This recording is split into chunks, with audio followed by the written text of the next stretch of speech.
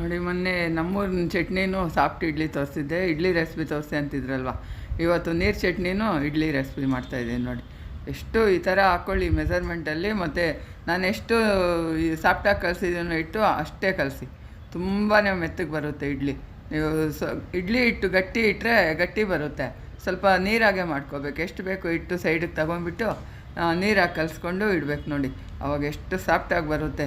ಎಲ್ಲರೂ ಹೋಟ್ಲುಗಳಲ್ಲೂ ಹಂಗೆ ಮಾಡೋದು, ತುಂಬ ಗಟ್ಟಿ ಇಡಬಾರ್ದು. ಇದು ನೋಡಿ ಸೇಲಂ ಅಕ್ಕಿ, ಇಡ್ಲಿ ಅಕ್ಕಿ ಅಂದರೂ ಕೊಡ್ತಾರೆ, ಕುಚ್ಚಲಕ್ಕಿ ಅಲ್ಲ, ಸೇಲಂ ಅಕ್ಕಿ ಇದು ಇಡ್ಲಿದು. 3 ಲೋಟ ಹಾಕ್ತಾಯಿದ್ದೀನಿ. 1 ಲೋಟ ಅವಲಕ್ಕಿ ಹಾಕ್ತಾಯಿದ್ದೀನಿ. ಅರ್ಧಕ್ಕಿಂತ ಸ್ವಲ್ಪ ಜಾಸ್ತಿ ಅಷ್ಟೇ, ಮುಕ್ಕಾಲು ಕೂಡ ಇಲ್ಲ. ಉದ್ದಿನ ಗೋಲ, 1 ಇಡೀ ಸಬ್ಬಕ್ಕಿ, ಇಷ್ಟು ಚೆನ್ನಾಗಿ ಒಂದು 4 ಬಾರಿ ತೊಳೆದುಬಿಟ್ಟು ನೆನೆಸಿಟ್ಬಿಡಿ. 4 ಅವರು ಇಲ್ಲ 5 ಅವರು ಎಷ್ಟಾದರೂ ಪರವಾಗಿಲ್ಲ. ನಾನು ಸಂಜೆ ರುಬ್ಬೋದೆಲ್ಲ ತೋರಿಸ್ತಾ ಇಲ್ಲ. ಬೆಳಿಗ್ಗೆ ನೋಡಿ ಎಷ್ಟು ಉಬ್ಬಿಕೊಂಡಿದೆ ಇಟ್ಟು. ಇವಾಗ ಬೆಳಿಗ್ಗೆ ಉಪ್ಪು ಹಾಕ್ತಾಯಿದ್ದೀನಿ. ಬೇಕಾದಷ್ಟು ಉಪ್ಪು ಹಾಕ್ಬಿಟ್ಟು ಅಲ್ಲಿ ನೋಡಿ ಎಷ್ಟು ಚೆನ್ನಾಗಾಗಿದೆ ಇಟ್ಟು. ಈ ಮೆಸರ್ಮೆಂಟಲ್ಲಿ ಹಾಕಿ ಕರೆಕ್ಟಾಗಿ ತುಂಬ ಚೆನ್ನಾಗಿ ಬರುತ್ತೆ. ಎಲ್ಲ ಉಪ್ಪನ್ನೆಲ್ಲ ಒಂದು ಸರಿ ಮಿಕ್ಸ್ ಮಾಡಿಬಿಡಿ. ಉಪ್ಪು ಹಾಕಿದ್ಮೇಲೆ ಒಂದು ಸ್ವಲ್ಪ ನೀರು ಹಾಕ್ಕೊಂಡು ಮತ್ತೆ ಒಂದು ಸರಿ ಕಲಿಸ್ಕೊಳ್ಳಿ.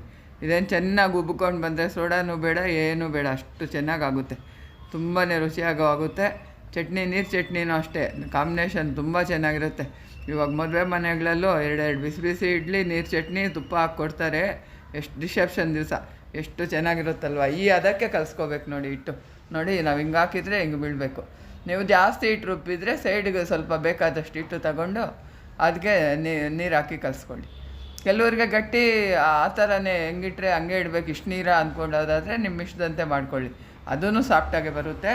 ಹಿಂಗಿಟ್ರೆ ಫುಲ್ಲು ಚಟ್ನಿಗಂತೂ ಇಷ್ಟು ಸಾಫ್ಟ್ ಇರಲೇಬೇಕು. ಇಲ್ಲಿ ನೋಡಿ ಚಟ್ನಿಗೆ ಇಷ್ಟೇ ಐಟಮ್: ಕಡಲೆಪಪ್ಪು, ಕೊಬ್ಬರಿ ಈಕ್ವಲ್ ಆಗಿರಬೇಕು, ಹಸಿಮೆಣಸಿನ್ಕಾಯಿ, ಕೊತ್ತಂಬರಿ, ಪುದೀನ, ಒಂದು ಸ್ವಲ್ಪ ಉಪ್ಪು, ಹುಣಸೆಹಣ್ಣು, 2 ಬೆಳ್ಳುಳ್ಳಿ ಹಾಕಿದ್ದೀನಿ ನಾನು. ನಿಮ್ಗೆ ಬೆಳ್ಳುಳ್ಳಿ ಬೇಕು ಅಂದರೆ ಹಾಕ್ಕೊಳ್ಳಿ, ಇಲ್ಲ ಬಿಡಿ. ನೋಡಿ ಎಷ್ಟು ಚೆನ್ನಾಗಾಗುತ್ತೆ ಇಡ್ಲಿ, ಎಷ್ಟು ಸಾಫ್ಟಾಗಿದೆ ಅಂತ ಅಲ್ವಾ.